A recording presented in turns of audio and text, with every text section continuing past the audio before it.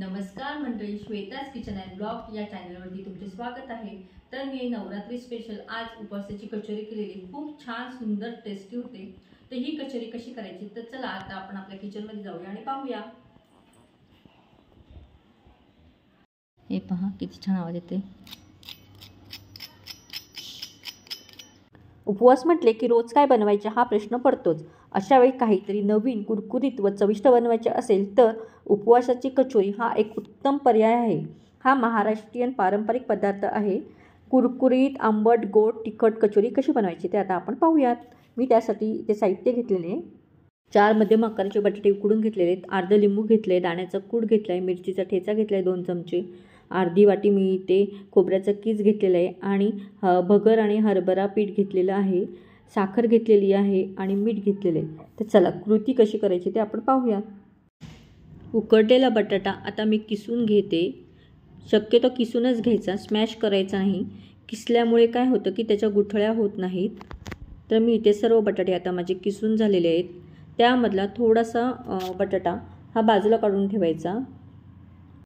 आता आपण ह्या मिश्रणामध्ये अर्धा चमचा मीठ घालून घेऊयात आणि भगर आणि साबुदाण्याचं जे मी पीठ घेतलेलं त्यातले 4 ते 5 चमचे आपण ह्यामध्ये ॲड करणार आणि पीठ आपण व्यवस्थित मळून घेणार। ह्यामध्ये पाणी बिलकुल टाकायचं नाही आहे। ऑलरेडी बटाट्यामध्ये पाण्याचं प्रमाण असतं, त्यामुळे ह्या पिठामध्येच बटाटा व्यवस्थित छान मळून घ्यायचा आहे। आणि आता मी तूप लावून थोडंसं व्यवस्थित आणखी मळून घेते। हे पहा तुम्ही, असा डो छान बनलेला आहे आपला। तर आता आपण सारणाची तयारी करूया।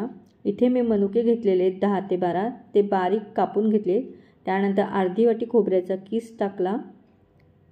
आपण आता ह्याच्यामध्ये दाण्याचा कूट टाकला 2 चमचे,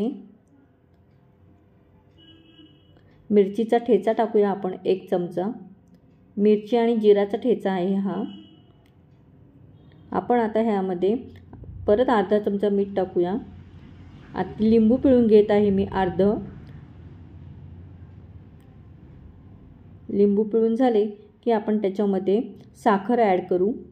आंबट गोड तिखट ही चव खूपच छान लागते आणि त्यामुळे कचोरी ही खूपच छान तयार होते। आणि आता आपण थोडासा मगाशी बटाटा काढून ठेवलेला तो पण ह्याच्यामध्ये घालून मिक्स करूया, म्हणजे बाइंडिंग होतं ह्यानी। आणि आपण ह्याचे आता छोटे छोटे गोळे करून घेऊयात, व्यवस्थित मिक्स करूयात। हे पहा, ह्या पद्धतीने आता आपण ह्याचे गोळे करून घेऊयात। आता सर्व गोळे इथे माझे तयार झालेले आहेत। आता आपला जो मगाशी आपण गोळा करून ठेवलेला त्याला थोडंसं पीठ लावायचं आणि लिंबा एवढा आकाराचे गोळे करायचे आहेत। आता ह्या गोळ्याची आपण छान पारी तयार करून घेऊया। मीडियम आकाराची पारी करायची आहे, कारण जास्त जाड करायची नाही, कारण तळताना आतमधून ते कच्चे राहतं। आणि हा गोळा आतमध्ये स्टफ करायचा आणि व्यवस्थित गोल आकार कचोरीचा आपण इथे करून घेऊया। आणि आपण आता ह्या पिठामध्ये थोडासा हा गोळा घोळून घेऊया। आता ह्या पद्धतीचे सर्व गोळे मी इथे तयार करून घेतलेले आहेत। तेल पण गरम झालेलं आहे, तर आपण ह्या सर्व कचोरी आता आपण तळून घेऊयात। उपवासाची कचोरी ही खाण्यासाठी तर खूपच छान असते। आंबट गोड तिखट ह्याही चव असते, त्यामुळे ती खाण्यासाठी खूप छान लागते।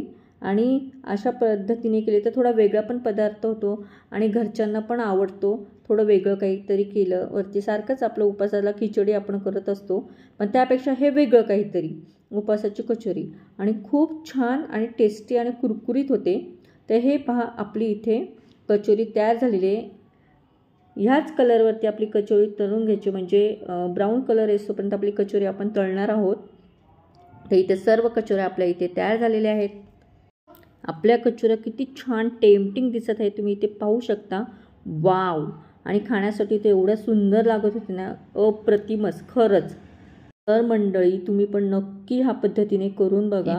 किती छान क्रिस्पी झाले, तुम्ही इथे पाहू शकता। आवाज पण तुम्हाला ऐकायला येत असेल। तर तुम्ही मंडळी नक्की ह्याप्रमाणे कचोरी करा आणि मला नक्की सांगा की माझा हा व्हिडिओ कसा वाटला। लाईक करा, माझ्या व्हिडिओला शेअर करा आणि सबस्क्राईब करा। पुन्हा असंच भेटूया एक नवीन एका व्हिडिओसोबत। तोपर्यंत मस्त खा, स्वस्त रहा।